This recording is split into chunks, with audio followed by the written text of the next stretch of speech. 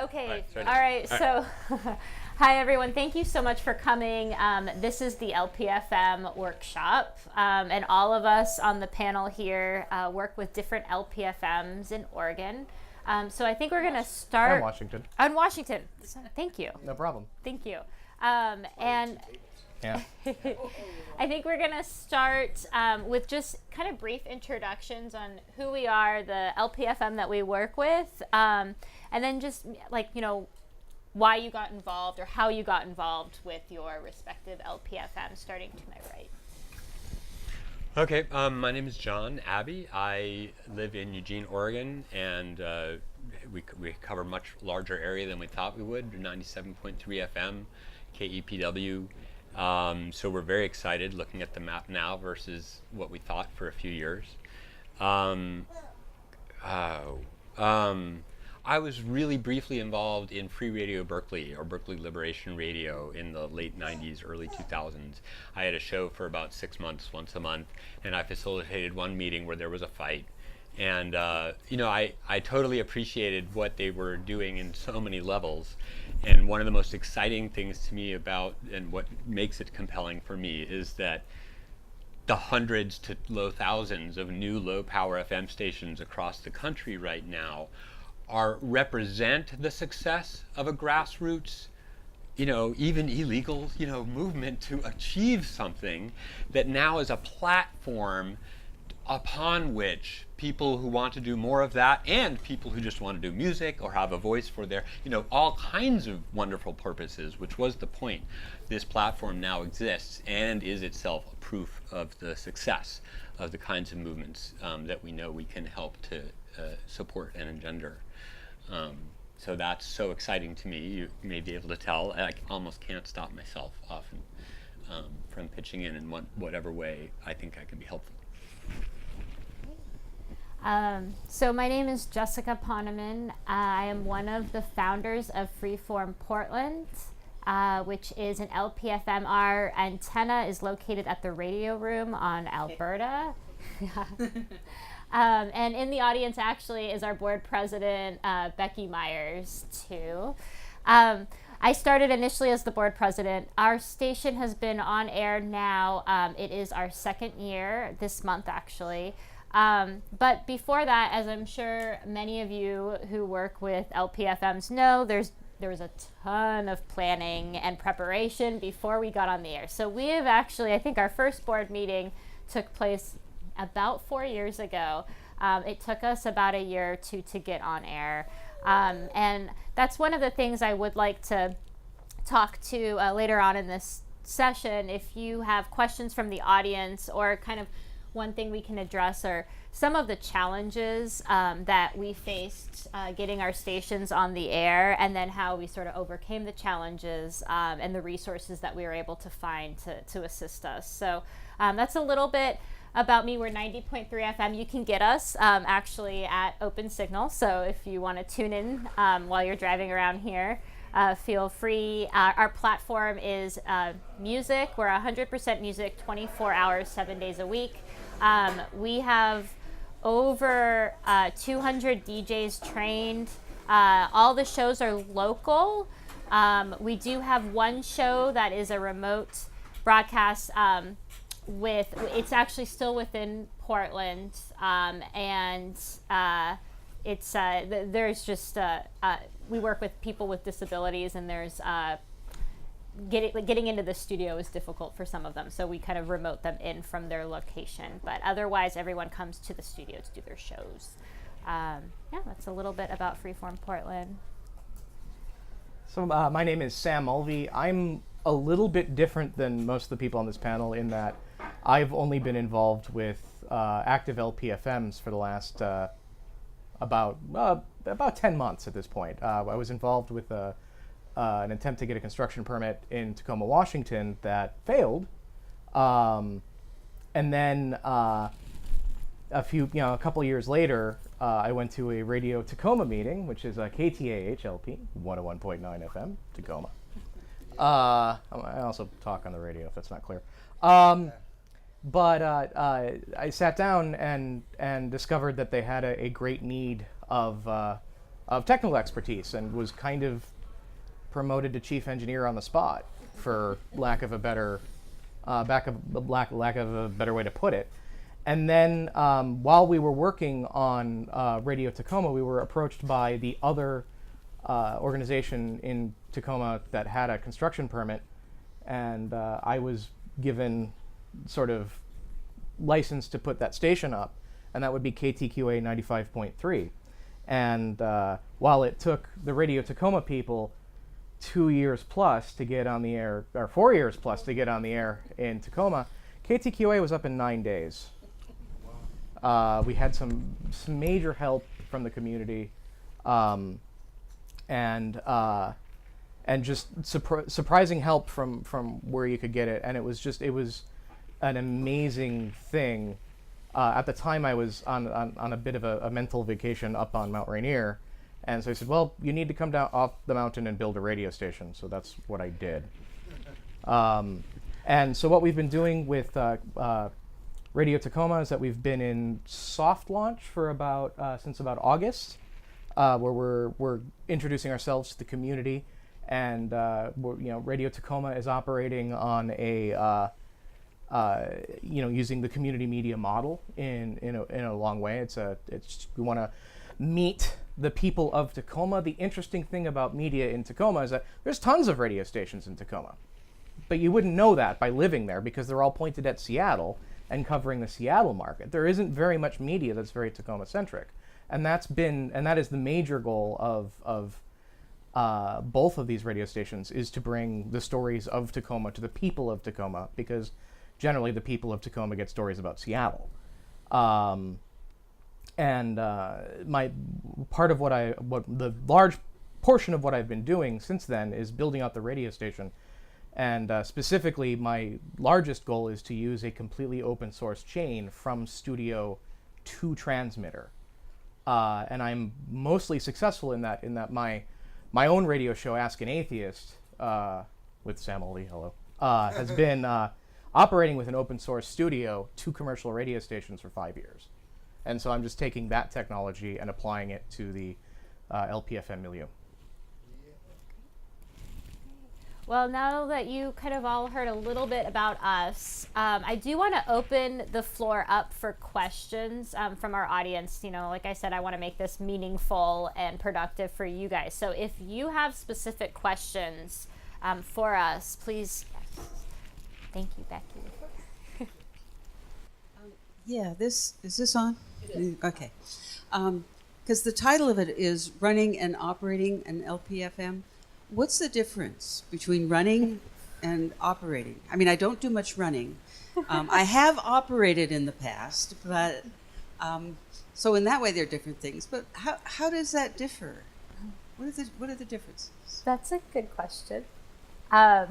So I think there are there's sort of general basic operational requirements for a radio station, and I think most people think of that as along the lines of broadcasting.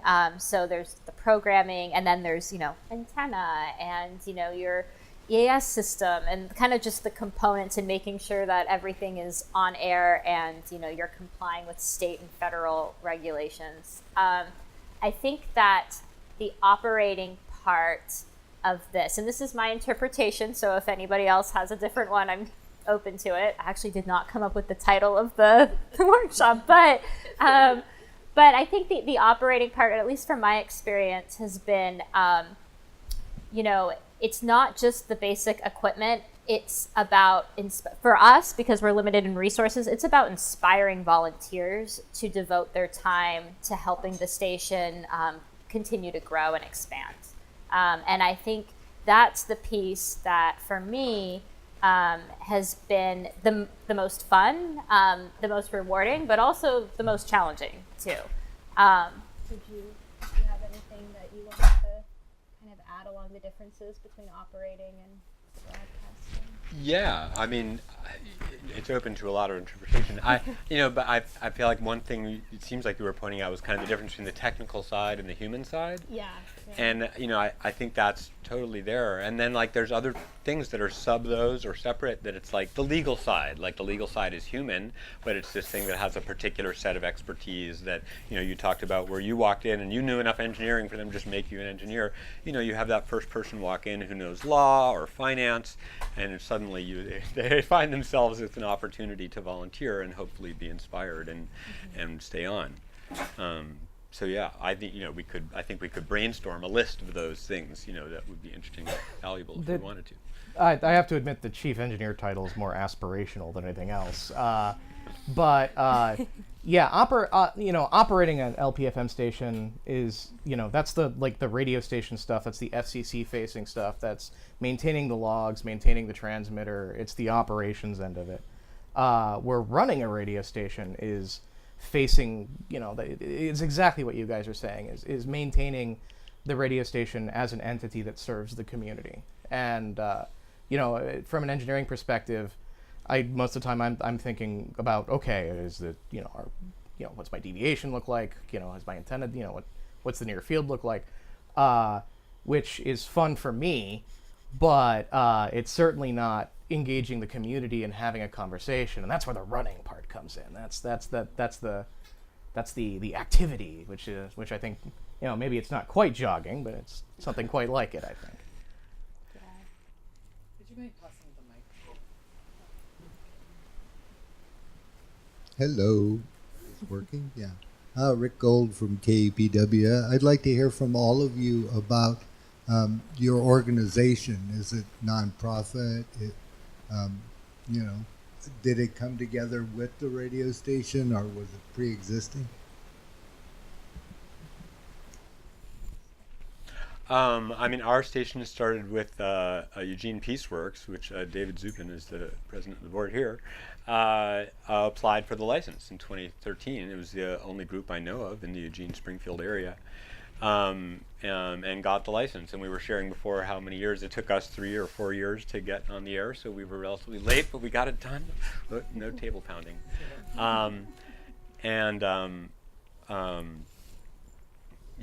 So it was a pre-existing organization that had a background in media. Do you want to speak at all to you were there more at the origin of that than I was. The microphone is, yeah. Yeah, I think we were, as a peace organization, we had decided sometime before to get into media issues, and several of us were involved with media in one form or another, dealing with bringing in speakers and so forth. But when the idea of the radio station came up, Todd Urich was the person going along the West Coast, like Johnny Appleseed, encouraging people in all these communities to consider it. And we reluctantly decided to go ahead because nobody else wanted to do it. And so, with no idea of how much work it was going to be. And somehow, thanks and with great support from the community, both from volunteers and financially, we were able to buy the equipment, get on the air. Even though hardly anybody could hear us, the main point was to get the license. And then we moved to a different location where people can hear us loud and clear throughout Eugene and Springfield. So my story actually is very similar. I also worked with Todd in Common Frequencies. I went to college. I actually... my start in radio was with KDVS in Davis, California, and Todd was one of our engineers there. I think during the 2013 window, Common Frequencies was able to kind of work with a few of the licenses, and so Freeform Portland was given a license. And I think initially we were set to serve as more of a backup for X-Ray. My husband's on the board of X-Ray FM, but then they decided to kind of go a different way with a Class D license, and so we had this LPFM license, and I thought that there was definitely the need to have another station in Portland, and so Todd is on our board, and we decided to move forward with our own radio station with Freeform Portland. And so that was kind of the impetus for us. I think what's unique about Freeform, we are a nonprofit radio station, and we really try hard to reach out to people who have different varying levels of experience with respect to community radio. So we have DJs, that are a little more seasoned DJs. My husband, we both have a radio show. We've been in community radio for a long time. But we have a turnover every 6 months. We get a new schedule for our radio station DJs. All DJs have to reapply for their shows. It's a volunteer-based organization, 100% volunteer run. So we really depend, kind of inspiring folks to devote their time to make it fun and engaging is critical for us, because otherwise, why would anybody want to be a part of the station? So we really focus on our volunteers and giving them using the station as a way for them to benefit personally, and also for the station. And so anyways, basically the 6 month schedule is a way for brand new people who have never stepped foot in a studio to get involved with the station, test it out. It's a 6 month commitment. So if they decide it may not be for them, we've had volunteers say, the show was very stressful for me, but I love working with the radio station. So instead of doing the radio station, can I work on the zine with the radio station? Can I work on coming up with really fun shows? One of the volunteers started her own booking service with shows and venues around town, and it sort of launched from the radio station, but she no longer has a show with us anymore. So it's sort of morphed into its own thing that's not just the radio station. It really is that community part of it, I think, is really critical for Freeform Portland. In the case of Radio Tacoma, it was an organization that, as far as I understand, Luisa could probably speak more intelligently to that than I. It was an organization that came together specifically for the purposes of operating an LPFM within the confines of Tacoma. There's sort of a narrative to how this happened, in that there was one of the radio stations that was sort of in the leftovers of the Air America network, but had continued operating that kind of programming in the Seattle market until on the AM band until 2 or 3 years ago, where they went to sports talk. And there was a lot of people in Tacoma who were pretty unhappy about that, because then there was literally no outlet for the kind of stuff that they wanted to hear other than NPR in our market. And there was just the kind of stuff they wanted to hear wasn't happening. And we're talking about a diverse group of people, from organizations, from trade unions to the Raging Grannies to all over the place, who were just interested in having real Tacoma-facing media in Tacoma, and they got together to form Radio Tacoma to get the station on the board. So it was intentionally formed for the purpose of creating the organization, but it was a bunch of diverse interests that sort of led to that creation. Did I do a good job there? All right, cool. We're still figuring that one out, to be honest with you. Wondering about the other one, KTQA. That's also a nonprofit. We're working in concert with Radio Tacoma. One of the nice things about both of those stations is that their placement and the geography of Tacoma is that we have, between the two stations, we have much better coverage, and I think we're stronger together than apart. We're going to have slightly different approaches to the way we approach the community, but it will definitely be in concert rather than apart. Right now, KTQA is mostly in an engineering mode, in that we only just recently secured a permanent transmitter site, and I'm in the process of trying to get the transmitter up, and we're also we don't even have a brand yet. For when we were operating for 6 months before the move, it was KTQA FM 95.3. So new, no motto even. And that was it. And it was like we didn't have branding. We didn't really have a message yet, other than we want to do, we need more Tacoma voices in Tacoma on the radio, which sounds simple, but oddly enough, often isn't. So. Is that the station that's on the roof of the college? No, it's not. Yeah. You want to tell them where it is? Well, right now it's nowhere. Right now it's in my front room, but it's not on. It's being it was unfortunately used as a cocktail table last week. I'm like, hey, maybe not that. Yeah, and right now I was the day we were putting up the transmitter, which was at somebody's house, which is a common model for LPFMs. But this is just we only had it for about 6 months. There's this one tower in my neighborhood that I'm a radio guy. What's that tower do? What's on there? And there's nothing on it. There's just feed line dangling, and like literally just big coax dangling. I'm like, what? Okay, I need to go take a picture of this. I need to figure out who owns this tower. And I get there, and so I'm taking a picture of it, and I'm looking around. It turns out it's somebody's house. And so, okay, let's be honest. What am I doing? I'm taking a picture of somebody's house at this point. It looks a little weird. So owner of the house comes out and says, "What are you doing?" And I go, "Well, I want to figure out who owns this tower because I noticed there's nothing on it, and I thought maybe we could put something on it." It's like, "What do you want to put on it? A radio station? One of those community radio stations?" Yeah. Okay. It can't be this easy. And turns out never is. This was no exception. But once we figured out we could get that location, it's such a good location for Tacoma that it would have been ridiculous to be anywhere else. So do you have an STA then? Yeah. Well, right now we're right now KTQA isn't on the air. What is an STA?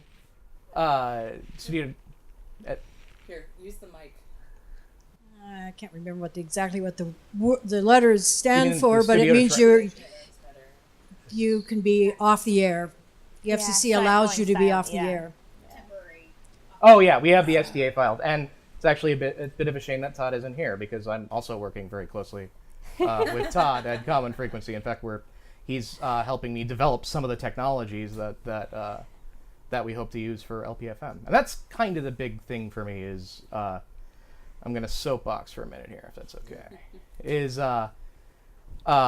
I am an open source developer. When I'm not doing community media, my background is in information technologies. I've been working in the internet my whole life, my whole career, and to not say anything poor, not say anything bad about anybody, anybody anywhere else. But we have a blank slate with LPFM, especially those of us who are coming who are coming to LPFM now, who are in the 2013 window, who are getting on the air right now. We don't have to speak to Comcast. We don't have to interface with any proprietary technology to get our content done and to get our voices on the air. Anybody within the sound of our transmitter can go to Goodwill and buy very inexpensively a way to hear our content. That's one of the biggest powers of LPFM there, is the fact that it's such a ubiquitous technology.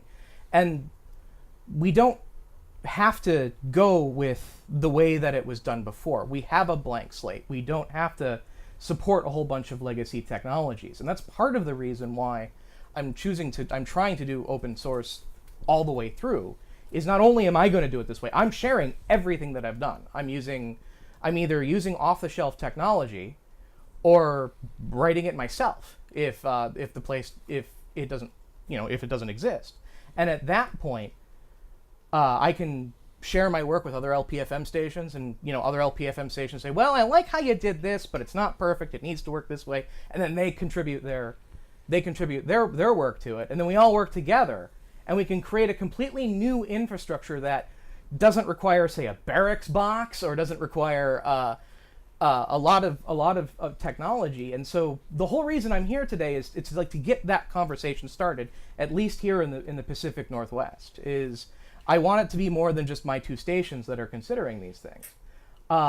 when you're getting started, it's the best time to learn the new thing. I'm not going to pretend that some of this stuff isn't hard to work with, but we're dealing with radio. It's already kind of hard to work with in some cases. And so that's why I'm here, I guess. So. I have to respond to that because I've been a fan of open source since Richard Stallman cornered me at a science fiction convention in I don't know what, and it convinced me how bad Apple was. That's as good as Apple is in some ways. It's all still true. The free and open software is a commons. Mm-hmm.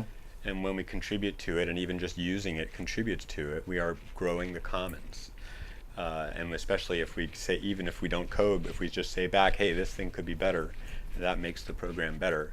Absolutely. Yeah. So, and, we have over 20 local shows already on the air. And so we're already not a blank slate, I guess, is part of what I'm saying. So I'm with you in spirit, and I appreciate what I've gotten so far is that you're not all or nothing about it, but kind of wherever somebody is when they see they could shift a tool. Mm-hmm. It sounds like I could reach out to you and see what the latest state of the art is and try to support that shift to using free open software. Yeah, I mean, let's be honest. Not everything in our chain is open source either. I mean, everything has to be FCC type accepted. Mm. So our EAS box is, closed source. Mm. That's the only way you can do it right now. Mm. I've worked. Ask if you were working on EAS. Yes. But I've also worked in community media. My radio show actually started out as a cable access show that we then took to commercial radio, and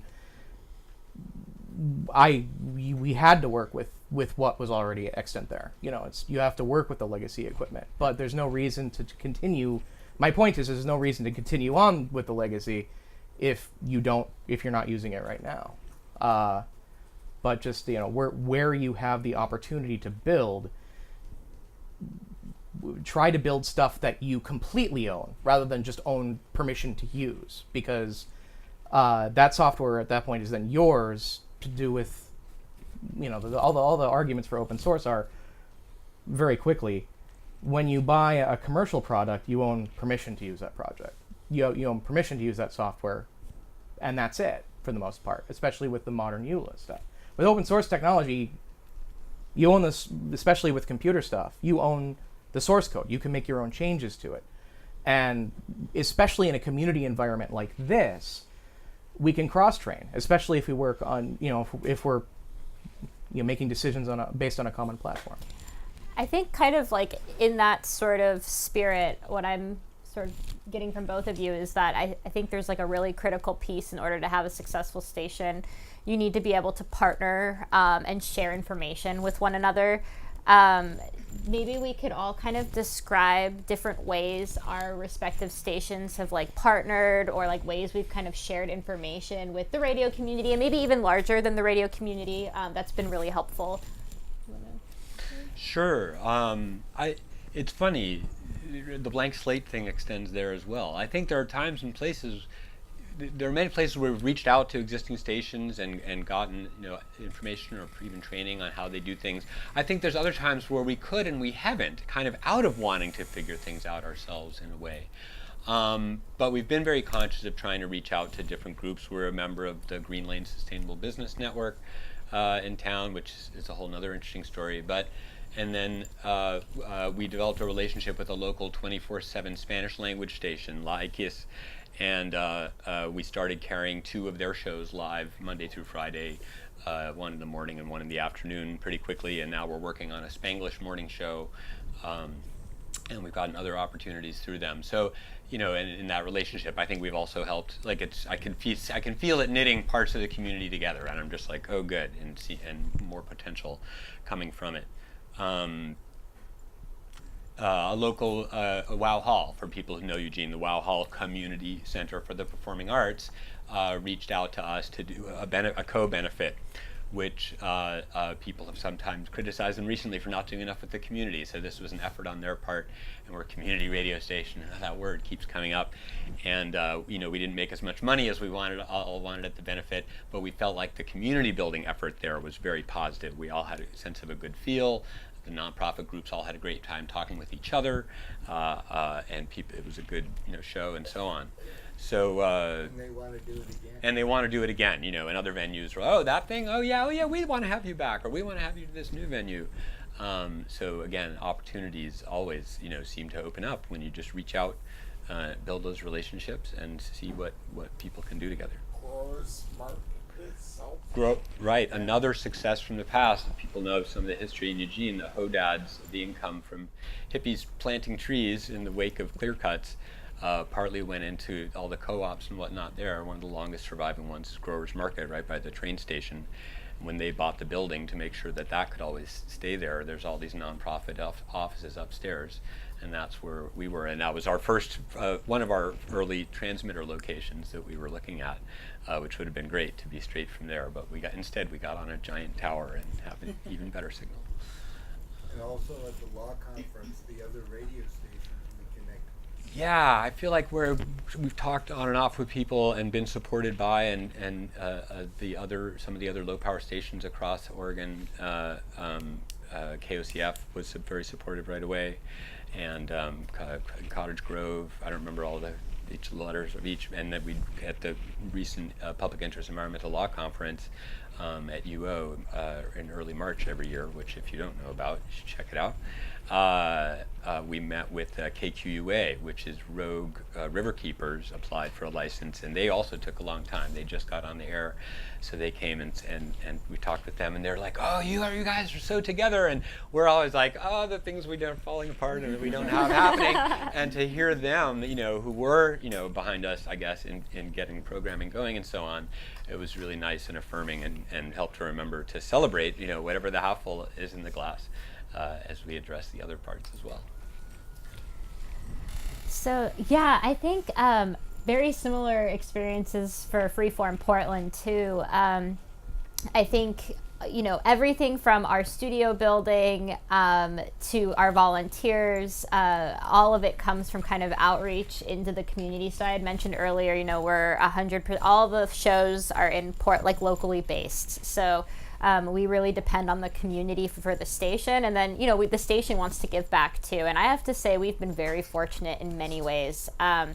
You know, we reaching out to like businesses, we have found like, you know, contributions that they're willing to give us, things that we're willing to give. We found volunteers, they want to do radio shows, we want them to do radio shows. I mean, just, you know, all sorts of stuff, even down to our equipment. So it was really funny when we launched, the new volunteers started their shows, and some of them were saying, "Wow, this equipment looks so familiar."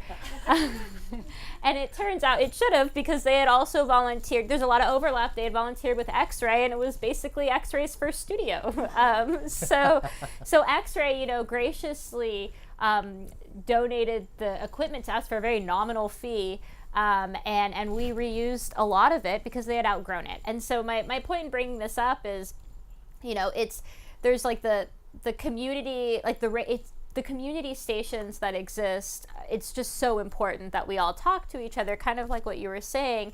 You know, when it comes to things like open source, you know, we have playlists. There's so many of the needs that overlap with all of the radio stations that we don't each need to reinvent the wheel every time. And if we're open to sharing, I think it's so important that we succeed, all of us, because I think now there's this increased focus on the radio, where before I really felt like the shift was just going to like internet based only, and we were losing the importance of a terrestrial signal. I think now that there's so many options that provide really good, interesting programming, then, you know, now there's this shift back to the radio. And I think that's really important. And I think it's because all of us are working really hard at keeping it alive. I know, and Todd Urich, he's not here, but I think, like, you know, this has been partly his dream too. And it's nice to see it come to fruition. So I think, like, helping each other out, reaching out to the businesses, reaching out to other nonprofits who have similar missions. All of these things are so important to the success of the LPFM movement. I think it's fairly clear that Radio Tacoma is a little bit earlier in its ballistic track. And one of the things about Tacoma as a region is we've never had a whole lot of community media whatsoever. You know, we never had much of a cable access network in Tacoma. the radio stations were usually operated by the colleges and are now largish NPR affiliates or entirely given over to the educational aspects of broadcasting. So what we're doing is, what we're mostly in the middle of right now for Radio Tacoma is introducing ourselves to Tacoma and what we can do for the community. And I'm in love with radio and have been my whole life. And I'm like, and so it's a radio station in Tacoma for Tacoma. What's not to love? And the answer is sometimes many things. Can you please explain what this is? And that's been difficult. A difficulty for us is saying, like, no, community media means these things. But once we're starting to actually get some traction with people, we're like, oh, you mean I can do this? Like the local IWW wants to do a historical show about stuff that's happened in the region, and that's a big thing that's going on. This January, I actually taught a introduction to broadcasting for Tacoma Public Schools, and that's something that we're going to be doing moving forward, which is not a thing I expected we would ever be doing, was to have actual involvement with, because so far the city has been fairly hands off, but the public schools has been kind of interested, and that's really cool. Well, and I think you bring up a point. I mean, sometimes it's not clear for somebody why they'd want to get involved with radio, but one of the things I've mentioned is, we're an all music radio station. We were putting on broadcasting and musicology classes for volunteers for free, and basically, like, you have to kind of explain, sometimes you have to kind of explain things that may seem obvious to you, but, may not be apparent to, like, a general audience. Do you like music? Do you like learning about music? Like, would you like to, like, use this as a way to learn more about music, hang out with people who are obsessed with music? Just, like, do you need some friends? Like, I've noticed, like, as you get older, it becomes increasingly harder to kind of connect with people on different things. And so even something basic, like, there's this really cool community that loves music. What do you say? And people, even if radio is not necessarily on their minds, end up really thriving in the community because that's what ties them together. So I'm not saying that needs to be the same thing for every station. I think that's what's cool about the LPFM movement, is that each station has kind of picked a different specialty or a different angle that they want to go with. But yeah, being able to connect with the community is important. And the hyperlocality of LPFM, the fact that we're theoretically limited to 100 watts or whatever, gives us an opportunity for engagement that broadcast, commercial broadcasting or even non-commercial broadcasting in the past hasn't been able to consider. It takes 2 radio stations to cover one city for us, and that gives us opportunities to really target our locales in a way that broadcast media hasn't done before. Yeah, if you have an issue in southern Tacoma, those 2 stations probably aren't going to argue about which station is covering it. Exactly, yeah. And the other side of it is, before I moved into the LPFM space, I was on commercial radio, and it's still, even though it's hyper local, it still holds here. Is a lot of people who listen to my show, it's like, well, why don't you just stay on the internet? That's where I listen to it. It's where a lot of people listen to it. But I do a talk show, sort of a current events talk show from an atheist perspective. It's not evangelical. It's just, this is what we're thinking. And for us, the purpose is, and I think that holds true doubly or triply for LPFM stations, is the whole reason we pushed so hard to be on terrestrial radio is that, unlike the internet, terrestrial radio is not always a self-selecting audience. You literally have people just hitting the seek button, hoping to hear something that they've never heard before. And that's true for music, that's true for talk, that's true for poetry. And you have people who are constantly searching the dial looking for something, and LPFM can provide that in a way that not a whole lot of other broadcast services can. And I think that's so key. Those are the stories I love hearing. When we go table at Saturday Market, or whenever I'm talking with people, I'm like, well, how did you hear about the station, if I don't know? And a couple times now so far, and I know I'll get to hear it more, I was just tuning the dial, and I was like, oh, yeah. And what did you hear? And it's like, I heard kind of music I never hear on the radio. And somebody else mentioned a show. I don't remember which one, but it was, or overhearing people talk about a show that I love, on the station. It's incredible. I'm dying to chime in. Yeah. Let's take a question from the audience. I'll take it, sure. So Rebecca Webb, Portland Radio Project. And I'm just so thrilled about this conversation. I mean, it's just giving me goosebumps hearing. And so I wanted to share, we've been on the dial since 2015. We're coming up on our 3rd year birthday. And we started out with Todd Urich, did our engineering report for us. I've got to start talking with this You guy. got to get an Rebecca, interview. are you with Portland Radio Project, Yeah, yes. okay. Rebecca's with Portland Radio Exactly, Project. and we're a music station as well. So I actually was really excited to meet you today and talk about networking and all that. But our FM story was that we applied for a timeshare with the Q Center, and they decided ultimately that they didn't want to be in the radio business, and literally asked me what I thought they should do with their hours. And I said, you should give them to us. So that's when we got on the dial 24/7, because it wasn't that easy to explain when you're only till 3 p.m. That's a kind of a harder story to tell. So anyway, it's great to be hearing from you. And we're sort of career broadcasters. Is our founders are people who were in radio until ownership concentration eliminated most of our jobs. And so I wrote a thesis about that for Portland State University about, the democratic elements that, were snipped away with ownership concentration. And so that's how we came at it in terms of our foundation. And we're a 501c3, and we rely very much on musicians and the community to support us. But that brings me to something I actually want to ask Jessica specifically, and others if you have some suggestions. We're always trying to cobble together, even though, with the goodwill and networking of the community, there are still a lot of bills to pay. And I'm just curious if you can offer some suggestions for, what are your revenue streams that you rely on? Yeah.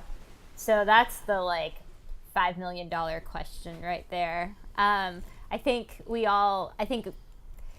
the LPFM, I mean, it's not unique to even the LPFM. I feel like, when you talk about kind of that concentration and ownership, and that's happening at a national, even world level at this point, international level. And you see even other stations that have historically, that are very, they're not new, they're not LPFM, KBOO, they're also they're doing very well, but development and funds are always a concern, I feel like, for all of us, especially in the nonprofit world. So for Freeform, we rely solely on donations, and we have managed to keep a very shoestring budget.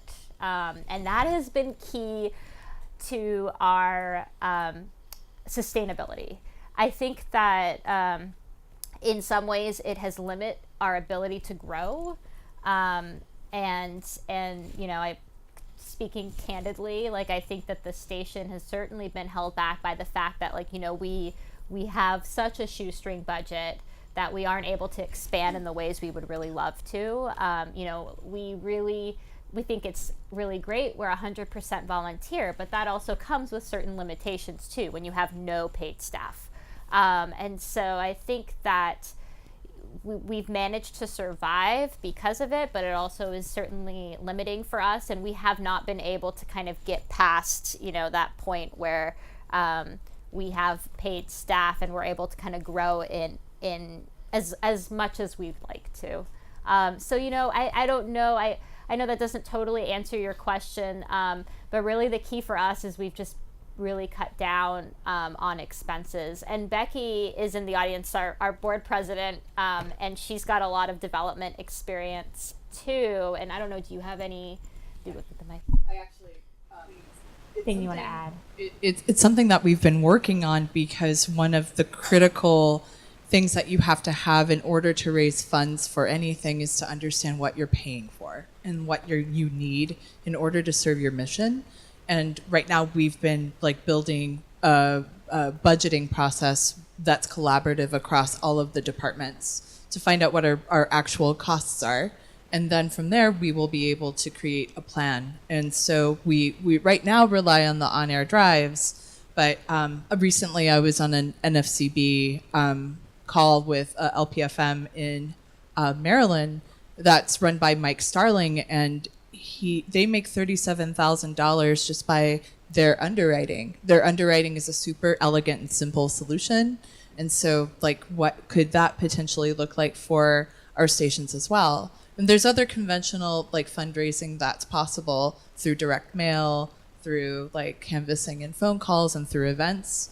But there's also the potential, like you had mentioned, for instituting new systems. And so, like, accepting cryptos, having, like, on-demand, like, microtransactions through Cash or Venmo. I mean, like, there are a lot of different things that we can think about. But the thing that holds us back, like Jess had mentioned, is not simply paid staff, but the ability to put together the back-end administrative systems that you need in order to, A, track money, and B, you know, see where you're paying it, and C, prove it to people that would potentially give you more. Yeah. Because they always ask for that. And so, like, we're building systems right now in order to create an environment where we would then be able to make grant asks, for example. You can't ask for a grant if you don't have a budget. That's just reality. So, like, and then what else does that need to look like? Would there be, like, a volunteer handbook that's kind of like an employee handbook? Is that something that's important to your organization? How many people do you have coming in? You know, there's a lot of back end that needs to be considered, and it's like the totally unsexy part of it, where you're like, I mean, yeah, totally, and that's what we're working on. And you know, like, you know, I love the intricacies of RF and, like, broadcast, like, you know, properties and things like that, and understanding, like, the cool engineering part.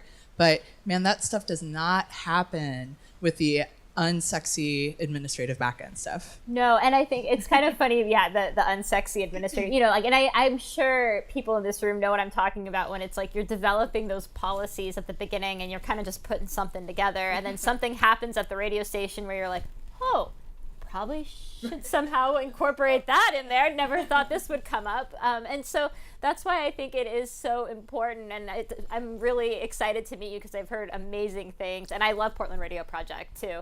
But yeah, it's funny because we don't need to have these things happen in a vacuum. I'm sure Rebecca and I and Becky, like, all of us could kind of exchange these stories where, like, we could help our stations grow exponentially, like, just by talking to each other more often and more frequently, instead of like check log if anyone ever wants to. No, it's true, and like we've totally we've totally, like, we've referenced KBOO's you know, like ways, you know, systems, because again, it's like we don't have to reinvent the wheel every time something comes up, so other stations may have the answers, and reaching out is helpful.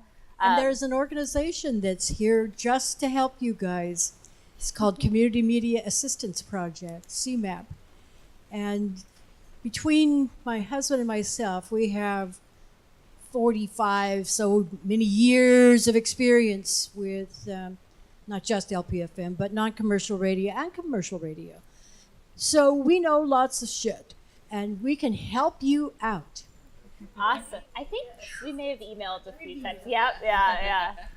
Can we all exchange business cards before we go? Yeah, I think that'd be An intense exchange of information. Since we're, I mean, on our side, since we're still in the very early phases, you know, part of the reason I'm always hesitant to say that the open source thing costs less, because sometimes what you don't spend in money, you are spending in time. For a lot of this technology, it's new and it takes some time to learn. One of the things that I'm hoping to do is to change that somewhat moving forward for the community. But so since we are in the very early phases, we're soft launch, we haven't even had a grand opening yet, I'm looking at all, you know, we try not to invent the wheel where we can, but I am looking at every wheel we're not inventing very closely to make sure if there might be a leaner and meaner way to use this wheel, or to maybe reinvent a small wheel here or there, in order to keep our costs under control, to keep the engineering part of it as lean and mean as possible, so that our larger forces can be saved for meeting the community. And that's where I'm at right now, a little early, is just like, okay, right now I'm determined, there's something I said at a Radio Tacoma meeting, is first we have to determine that we are a radio station and not a restaurant. what is the difference between being a radio station and a restaurant? And to do those parts, I'm trying to make them as small as possible, using the standard broadcast methodologies where they work, and maybe saying, maybe we don't need to do it this way here. Maybe we could do it a different way here. Well, one thing that I love, I feel like I've learned in the experience is, so you were talking earlier about the sexy or unsexy parts. No matter what part of the radio station I'm looking at, I've discovered somebody thinks it's sexy. They're like, oh, that is a little bit of my problem. Yeah, and then no matter what it is, including the content, some people, the music, because we try to cover a lot of things, and so whatever the content is, somebody's like, oh, I'm so glad you have that, and somebody else is like, well, why do we have that? I have spent a ridiculous amount, like more time than I'm comfortable admitting, thinking about really cool ways I could keep logs. Oh, this sound okay. We could do it this way. This could be really efficient. It could work really well. You could talk to us. I have just spent 10 hours. This is weird. Yeah. I need a to piece of paper and a things. pen works surprisingly well. It does, yeah. But it's also hard to search. Like, what did I do? Well, I have just a general question to the crowd. Are there any of us in the audience that have a CP that have not yet gone on air? Any of us? Alan, hi. How are you doing in your process? Do you have specific questions for us? Well, I'm just hooking things in. We have Oh, yes, sorry. Yeah, I'm Alan Bushong, and can you hear me? Yeah. Yep. Cool. I'm director of Capital Community Television in Salem, and we share a full power radio license with Mano a Mano, which is a preeminent Latino group in Salem, and they're executive directors on our board of directors, and we're longtime friends. So we are, the license was granted, the construction permit was granted in November of 2015. We actually have a meeting Monday where we're discussing a major grant proposal for the one-time costs of starting up on transmission. And Michael Brown's our radio engineer. Y'all know Michael. Y'all know how busy he is, how hard he is to get. I just sent him an email about 10 minutes ago saying we got to work on the STL, and we got to work because we're wanting to put a backup tower on. In Salem, you use Upper Prospect, right? But we're also a joint information center and emergency operations center for our city and our county, which is huge for us. And we're going to put a backup transmitter on our roof. So right now I need Michael to work with Rick Amadeo for the weight loading on the roof. But what I'm doing is and we work a lot with KMUZ, by the way. Those are really good folks, and a lot of them make programs. So mainly I'm just collecting data. Obviously, any information I can get is helpful, but we would like to get on air this year. That's ambitious. We'll have mainly a public affairs bent because we're not going to compete with KMUZ. It's very successful. By the way, they went out of this too because they get to raise their transmission power substantially because we're going to lease them a HD channel so they can fill the service area. So I don't think I have any specific questions. I just keep writing stuff down. Though we're well resourced in television, we're going to have to operate a lot like you, and very small, low expenses, and very little staffing because we have an unproven track record in raising money for radio operations. And so I've taken about 2 pages worth of notes here. And this is a lot like, I got started in public access television in 1979. So this is a lot like, and I looked much more like you look in 1979 than I look now when my beard was to here. And I actually helped Madeline Murray O'Hare do the first 65 of her programs on the American Atheist News Forum on my own time. Very nice. So, yeah. So I'm just soaking stuff up and hope to be, we'll join NFCB and hope to be your colleague. Come to the GRC in October. Yeah. We'll do it. What's your expiration date on your CP? It'd be November of 2019. Oh, okay. We're not going to be pushing that. And you did the 18-month extension? Where it's an automatic 36-month because it's a full power. Oh, I see. We're talking full power. Yeah, it's a 25,000 watt license, but we'll have to stick with 2,500 so we don't get anybody else's contour. Yes. Yeah. So, but it's licensed to Dallas because Dallas had a great. Michael's brilliant, right? He is brilliant. So anyway, we're and we just got call letters, and we're not sure we're going to stick with them, but You have to put the mic up to oh, your that's face. right. Sorry. I should do it again. Anyway, we're probably going to go with Mid-Willamette Valley, KMWV, MWV, because we are the Mid-Willamette Valley, and though it's licensed to Dallas, it will be, and we're within 25 miles of the Dallas Post Office. We will be operating out of Salem, out of downtown Salem. So anyway, I may be contacting several of you just to say, so how do you do that? Yeah, please. So I'm wondering if there are other challenges that haven't been mentioned yet. Oh yeah.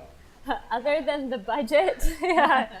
I mean, I have a background in facilitation and group dynamics and so on. So it's true of every group, but I think especially of when you're trying to do community radio and you're trying to let as many different voices as you can in. All of those skills and so on are really important. We make a lot of use every time we see an opportunity. There's somebody, a volunteer who might be interested or might not know they're interested yet. Reach out to them if somebody who has those kinds of skills when we need some outside support and an outside perspective or new ideas about how we can be as human beings together, one-on-one or in groups. To make decisions better, to be clearer about delegating authority, to be as clear as you need to be, but not trying to impose a whole system before it's needed. And that dance is, an ongoing challenge. Out of that other life, with a bunch of other people, we made a deck of good patterns to use in group dynamics. If anybody wants to talk to me about that afterwards, I love that. And there's that area is an endless source of. I mean, you referenced it first. The human side, is an endless source of interesting and different challenges. Yeah, and I think one thing that I've learned through some of the challenges with Freeform Portland, at least, is because I think all of us are so passionate about working with these LPFMs, it's very easy to forget to take care of yourself. And so I think it's very important that while you're going through this really amazing journey, that you do take care of yourself, and that when you need to step back, you're able to say, like, okay, I just need to take a breather. But I have this amazing community that we're all working towards, and somebody's gonna come and step in for me for a little bit while I take some time. I just recently had a baby and started a new job, and so there was just a lot going on, and I felt so fortunate that the rest of the board at Freeform, that all the volunteers were able to step in when I was just unable to be there in a way that I wanted to be there. So I think that it kind of speaks to the sustainability element too, that if you create a system that's able to thrive and you're not the central point of it, then your system's going to survive. But if everything depends on you, it's a lot. I mean, it's a lot to take on as one person, and it also isn't going to survive if you're having a tough time. So I think it's so important to not just inspire volunteers to come, but take ownership in the station too. So it's some takeaways from inspiring confidence in people that no, you totally can do this. We can all do this. This is the whole point of the community effort, is that we work on it as a community. Mm-hmm. We had our first major community engagement event 2 weeks ago, where we had a presentation, and we asked the standard questions where you put them on the board, and then we broke out into committees, which was interesting for me, because my talk is, I guarantee if you want to work with the technical committee would be glad, because technical committee. And it was a lot of people were like, oh, I don't know that I can help because radio is so complex. And I go, well, here's a list of the things we need. Oh, I think I can do it. Well, okay, and just building the community, building the fact that getting around the built-in gatekeeping that people have, to get over those internal barriers and to prevent no external barriers to access the station, to allow them to take ownership, has been sort of the front and center for me as I interface with the community as far as LPFM goes. So I just want to follow up with something Jessica was talking about with the volunteers. We find that we have a lot of people who want to have shows and beyond the radio. And do you have any kind of a component where there's sort of a required give back? The back end things are not the things that people really want to raise their hand to do oftentimes. Yep. And I've just found that it's hard once they're in and on the air, to get them to pick up a task that needs so to that be done. Yes, and it's the way Freeform has done it, I think, has really helped us quite a bit. But I have seen it with other stations where basically for us, what really helped was setting the expectations up very clearly when they showed interests in the station at the very beginning. So what we do is people will come to Freeform and say, well, I want a show. And I would say, fantastic. We're so excited that you're here. If you want a show, you need to demonstrate that you're able to commit 5 hours a month of volunteer work. And then in 6 months, we got a new cycle going. And I would invite you to apply, and you'd have the hours under your belt, and that actually carries a lot of weight when it comes to a show. There are other factors programming considers, but the volunteer requirement is absolute. We have kicked DJs off the air for nothing more but that they didn't provide us with the volunteer hour requirement. It's 5 hours a month, which is not, you go to a meeting, we have a monthly volunteer meeting, and that's 2 hours. So really, 3 hours of some of the less sexy administrative work here. Or sometimes, we find, we have a volunteer coordinator, and her role is to kind of find, based on their interests, what may work, what the station needs. So yes, I understand. I've seen this with some other stations too, where somebody gets a show and then they sort of feel like it's their right to their show, not just their right, but this is my show slot, and this is what I'm going to be doing. So I'm telling you, forever. And so I've noticed that a little bit. My old radio station functioned very similar. It was I'm sorry, you've had the show slot for 15 years. Nice work. Let's let somebody else in for a little bit. And so I've just kind of setting the expectations with the new volunteers. We're so excited to have you. And even if you give them the show, you can say, we're giving you the show as a test, but we expect some return from the station. We want you to feel involved with the station, to be a part of the community. And as part of that, you need to dedicate some time outside of your show. So I think just, very clearly setting, and then being okay with, the enforcement side of it, where you haven't done your volunteer hours. That's the hardest part. Yeah, for sure. No, and we've had some people who've been upset with us too when they didn't get the shows renewed because they just had this expectations. A lot of the founding volunteers, I think, they were there at the very beginning. They worked really hard for the first year, and then they kind of felt like it was their free ticket for the next 3 years, that they should just be able to get a show. So I think recognizing, where that wasn't really the case. Yeah, it's really a brilliant model to have the 6-month renewal. That's just a great tip for us. Yeah. And did I understand you to say that you really don't put anybody on for 6 months? In other words, they have to demonstrate their back end volunteer commitment before they get to have.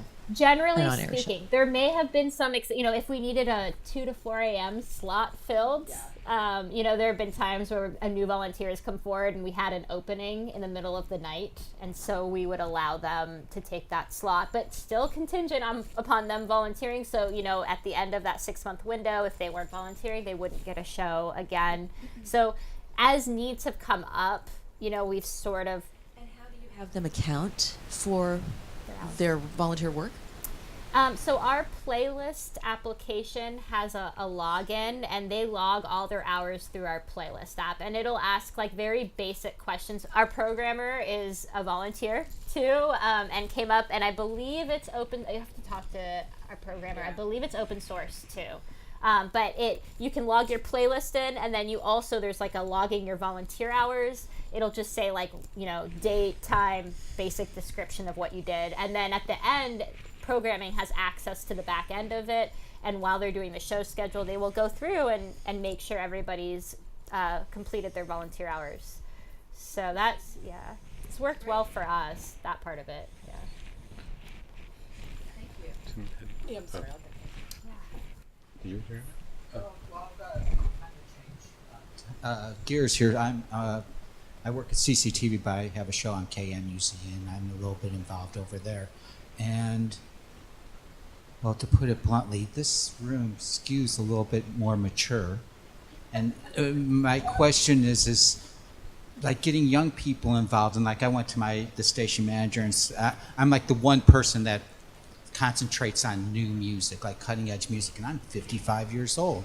And there's a lot of legacy music stuff, and like, how do we get new music on? And the response was, well, the donors like the swing time hour and the classical music and stuff like that. So how do you, and I don't know what kind of music you guys play, but if you're playing new music or current music, does that affect your ability to collect donations and that kind of stuff? And I guess that the wide-ranging question is, how do we get more young people involved? Because I'll be like on my way, my show's on Saturday nights. I stop at the Dutch Bros on the way, and the kid's like, "Oh, what are you doing?" I'm like, "Oh, I'm going to do a radio show." And they're like, "What's radio?" Yeah. And I'm being a little facetious, but not really, because they're listening to Pandora or something else, and the idea of broadcast radio isn't even on their radar. Well, we're on the web, so that's an easy thing to tell. Yes, as far as the last part. Music, we're in the, early mid stages of starting to figure out. I mean, we're very clear from the beginning. We have to, we're just trying to do as much local music as possible. So that's what we've focused on, and we just started broadening it out a little bit to make sure we do include hip hop and more than we had before, and we're just going to try and build from there. We do have some young people doing music, but we have 5 minutes left, and I think Becky, so Becky works as the development director for KBOO, and I think KBOO has kind of also, maybe I'm wrong, but run into something kind of... We also make it easy for kids and for youth to join. So like we have a youth collective. I think like popularly, like the understanding, because we do have some notably older folks doing programming, that they ignore the fact that from 6 to 7 most days is somebody under 21 doing that programming, often a person of color. So I want us to keep in mind that I think it's like I have mixed feelings and irritations when we say like, oh, like this is the thing that brings in money. It's literally not, because it is your purpose and value as a station, and the difference that you provide compared to commercial radio and what like other drudgery and sameness is out there that people give you money for. Not that you were playing the warhorse, like classical music, whatever, or like what you think folks like kind of skew. Also, how many of you get member numbers, like your listener numbers from Nielsen? Raise your hand. No one, right? Except me. And I can tell you that your numbers will look way different than you think they do. It is apocryphal and only just what you believe, because people are telling you that your listenership skews older, and that's not true. Just off my soapbox, folks. Sorry. Thank you. Well, I wanted to mention another resource for radio, non-commercial radio stations. It's a new organization called Oregon Community Media. And it's new, as I said, not fully formed. We're meeting next weekend, actually, here at KBOO. And some of the goals are to share programming, share underwriting opportunities with bigger underwriters, and a variety of things. Just share around, be supportive of each other. There's also been an effort to start one in Washington, the Washington Community Media. I don't know where that went. I have to ask Sabrina if she knows. Do you know Sabrina Roach? I do. Yeah. She would be the one to ask if that one got off the ground. I do invite everyone here in this room that's in Oregon to get on the mailing list, if nothing else, for Oregon Community Media. And when we've done all our background stuff and gotten systems going and got our 501c3 and all that other stuff, then we could get the programs going and help you out. And you can help us out. Everybody helps everybody else. Yeah. I think. Yeah. So It's a real opportunity, isn't it? Because the environment that they are coming up in is so filled with misinformation. And we have found we have a strong component of millennials in our volunteer base, and we have found that they love it. They love the idea that there is a community hub that is Portland Radio Project. Some of them would sleep there. I'm convinced of it if they could. It's just I think that young people have a real hunger for authentic local media, and that's what we're all here for.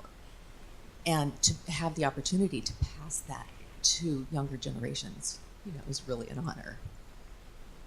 For me, Tacoma, it's from the very get-go, we've been talking at Radio Tacoma about how we want to represent Tacoma, not necessarily people who underwrite. We're here to represent the city and the people in it, and we've always wanted to have an accurate representation of the kind of people who live in Tacoma, and to show those voices. And I've been very lucky so far in that the first content I've produced specifically for LPFM ever was a series of podcasts out of the local high school. And I can tell you that once they found out that, because it was they thought they were signing up for introduction to podcasting class, and they ended up in a broadcasting class. Like, wait, there's a place where this can be on the radio in Tacoma, and I think there is an interest in local media there. I think there's a stronger interest than I think we realize. There were a couple of sessions on engaging youth. Sorry about your ear, Becky. No, So it's that's- okay. We're out of time. That's it. We're out of time. That they were recorded, and you can go back and look at those. Okay. Thank you. Thanks.